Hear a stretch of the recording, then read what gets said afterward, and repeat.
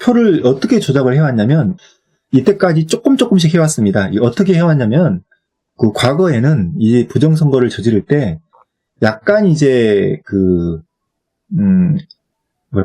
경합지역, 이길지 못 이길지 조금 애매한 지역에서 조금씩 표를 넣었습니다. 그래서 경합인데 질 가능성도 있지만은 확실하게 이제 이긴다. 아니면 약간 이길 수 있는데 혹시 모르니까 조금 더 넣는다.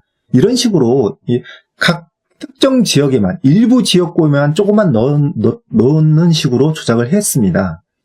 그런데 이번 4.15 부정선거에서 아주 유례없는 조작을 했는데, 그 유례없는 조작이라는 게 전국의 모든 지역에서 이제 밑에 지방으로 들어가면 조금씩 달라집니다만, 특히 서울, 경기, 인천만 놓고 봤을 때는 전체가 똑같이 25%, 정확하게 똑같이 25%를 조작한 겁니다.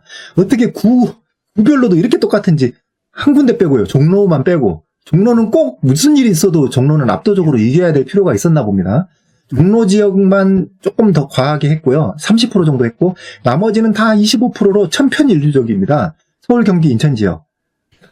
황당한 게 또 동지역으로 가면은 다 이게 들쭉날쭉인데요. 그러니까 이게 일괄적으로 이렇다는 건 말이 안 되는 거죠. 정말 말이 안 되는 현상이. 예. 그래서 어쨌든 이때까지의 선거들은 조작을 많이 해왔지만 무슨 도지사든지 아니면은 교육감이라든지 여러 선거들이 다 있어도 적재적소에 조금씩만 했었다. 그런데 이번에 상당히 자신감이 붙었는지, 아니면은 이번 기회가 아니면 앞으로는 이 180석을 얻을 수 있는 기회가 없다고 생각했는지, 이번에는 조작의 정도가 전혀 달랐습니다. 이번에는 지역적으로 이제 어떤 식으로 이제 얘기를 하기 원했냐면, 사전투표에 민주당 지지자들은 사전투표를 나오는 게 어떤 유행이다.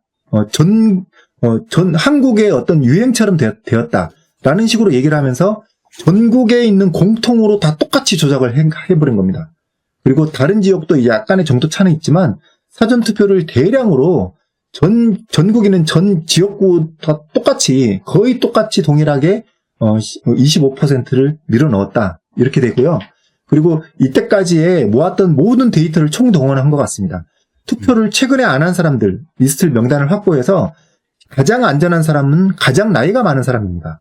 가장 나이가 많은 사람부터 이제 착착착 이제 조작을 들어가는 건데, 원하는 수치를 이미 정해놨습니다. 여기 지역은 몇 프로 대 몇 프로로 이긴다. 여기는 몇 프로 대 몇 프로로 이긴다. 지는 데는 진다. 이것까지 다 정해놨습니다. 그런데 지는 지역도 예를 들면은 대구라든지 이런 지역도 거기도 조작은 다 했습니다. 왜냐면 그쪽 지역만 사전투표 조작을 안 하면 그러면 사전투표를 민주당 지지자들은 사전투표를 많이 하는 그런 경향들이 있는데 여기는 왜 없지? 이런 겁니다. 그러니까 사전투표지는 빳빳하고 당일투표지는 빳빳하지 않고 좀 구겨져 있으면 티가 확 나듯이 마치 그렇듯이 조작을 이제 본격적으로 하려니까 조작을 안 한 지역 없이 전체를 다 할 수밖에 없었던 그런 상황인 거죠. 그렇게 해서 미리 완벽하게 전국에 있는 모든 민주당 표, 득표, 통합당 득표 다 완전히 딱 정해놨습니다. 딱 정해놓고 그런 다음에 대부분의 표를 예측을 한 대부분의 표를 이제 나이가 많으신 분 순서대로 착착착 해서 넣어서 다 밀어 넣어서 표를 계산해서 넣었는데 이걸 계산하기가 복잡하니까 구 단위로는 정확하게 측정을 했지만 동 단위로는 100장씩 그냥 이제 투입해서 넣었다. 이런 식으로 지금 조작을 했을 것으로 추정이 되고 있습니다. 자, 그렇게 해서 180석은 이미 정해져 있었다. 정해진 수다. 네. 그렇게 하고 이제 민주당을 사랑하는 사람들은 유별나게 사전투표를 사랑한다. 이런 또 주장을 여당의 지금 당 대표로 있는 이준석 씨라든지 그 다음에 또 카이스트의 지금 이교수 이런 사람들도 다 거기다 박수를 친 거죠. 그러니까 여기에 나온 수치들이 있는데요. 이 수치를 그냥 나온 게 아닙니다. 계산을 해서 나온 거거든요.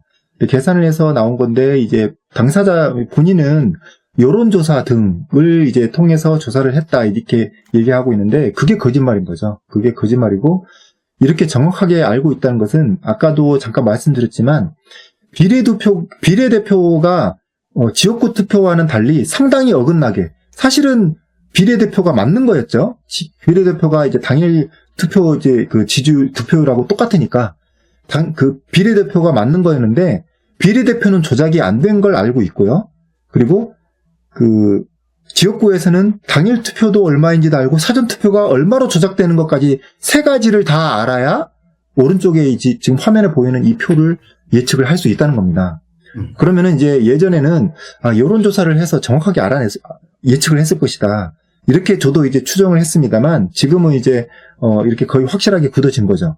이미 그 해당 각 지역에 어떤 후보가 어떤 후보가 몇 표인지를 완벽하게 정해놓고 거기에 대해서 예측을 했습니다. 어떤 예측을 했냐면은 여기는 몇 표 정도 들어가야 될 것이다. 예측을 해서 메꿔 놓은 거죠. 메꿔 놓고 그 다음에 그거는 이제 그 사전에 대량으로 동별로 100, 200, 300, 100장 단위로 해서 넣는 것으로 1차로 마무리를 끝내고 그 다음에 그러면은 실질적인 투표하는 거하고 격차는 어떻게 줄었느냐? 그건 이제 투표지 분류기를 통해서 미세적으로 조정을 했던 것이다. 이제 이렇게 보여지는 겁니다.